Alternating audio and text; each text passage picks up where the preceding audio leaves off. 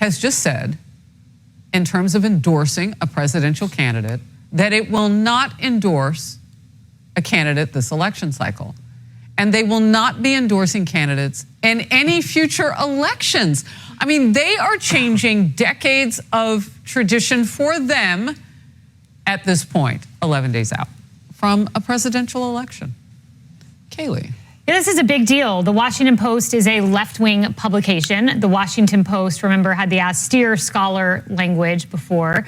They are, by all measures, I would argue, one of the most left-wing publications in the nation. New York Times gives them a run for their money.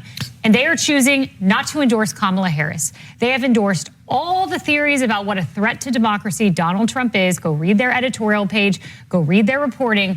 And they're not endorsing in this race. What a way to undercut, kneecap, totally undermine Kamala Harris's closing argument. This guy is a fascist. This guy is unpalatable. This guy is a threat to democracy. Oh, but we're not going to endorse in the race.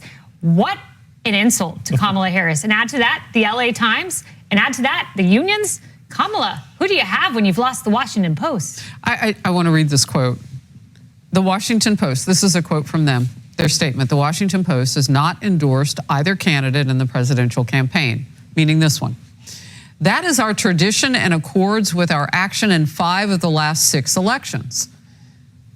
The unusual circumstances of the 1952 election led us to make an exception when we endorsed General Eisenhower prior to the nominating convention. So he hadn't even become a nominee yet. Yep. And reiterated our endorsement during the campaign. In light of hindsight, we retain the view that the arguments for his nomination and election were compelling. So they picked who they liked? They picked it, and they're putting out an explainer later this afternoon, but I'm not sure how you explain this when you endorse and then you all of a sudden don't endorse. Hindsight also has convinced us, Emily, that it might have been wiser for an independent newspaper in the nation's capital to have avoided formal endorsement. Are they independent?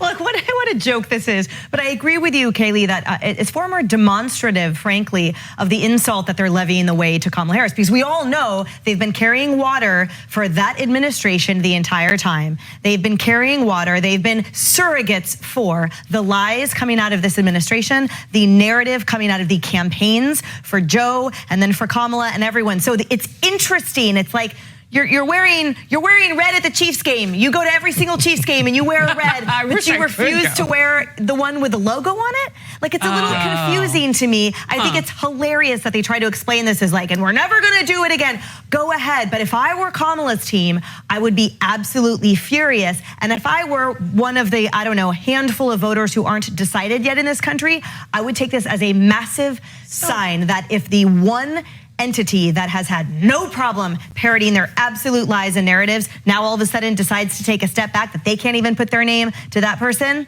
that's fascinating. Just for clarity, I would wear red and the number 15. So people would still know who I was going for, which is technically what the Washington Post is doing here. So they go on, this is a long little statement here. Okay, the election of 1960 is certainly as important as any held in the century. So they're now telling us their entire history.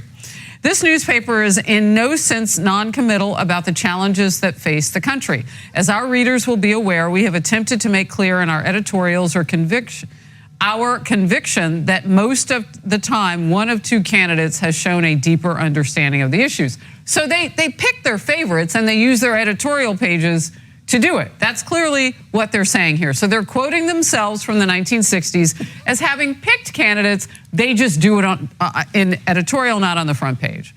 I mean, does this matter? No, this is not news. As a matter of fact, I'm sorry, everybody making it news here, but I'm also sorry to the Washington Post for making themselves the news, which is journalism 101. You do not make yourself the story. It shouldn't be about you. But the Washington Post, I'm sorry, even when I read, the Dallas newspaper, the Texas newspapers won't endorse Ted Cruz.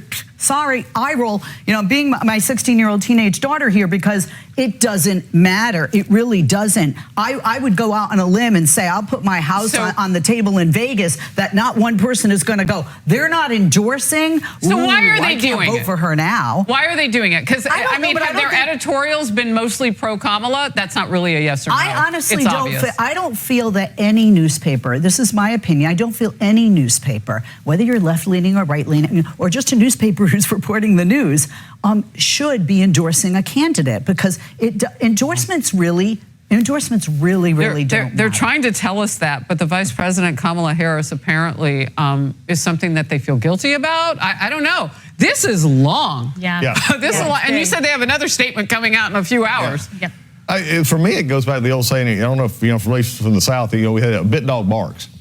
And this right here, they're barking a little bit too much on this one. Yeah. They're trying to Did you explain say this. a bit dog barks or a big dog barks? No, bit dog. I'm from Georgia and I didn't know that. You get bit, you're gonna bark. Okay, and what it means it means when you get called out, you're gonna yell. Okay, you get bit, and they're yelling a little bit too much here. Also, thou protest too So much. who would call them out? But you're saying endorsements don't matter. True, but the lack of endorsements matter. That's the point. The refusal to endorse speaks so much louder from the Teamsters, from the newspapers, because the endorsements don't matter because they're always expected.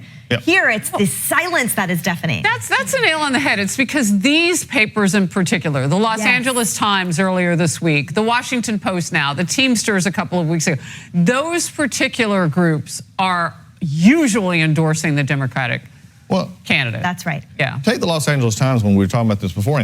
What got me about that one is when the editor resigned the next day. Her whole letter said that we're doing this because we set this up. For the last 3 weeks, we've been setting this up, and now you pulled the rug out from under us. I agree with both. As a candidate who's been on the map, endorsements matter more for the candidate a lot of times than they do in elections. Now, sometimes that's different, and we're seeing this go on.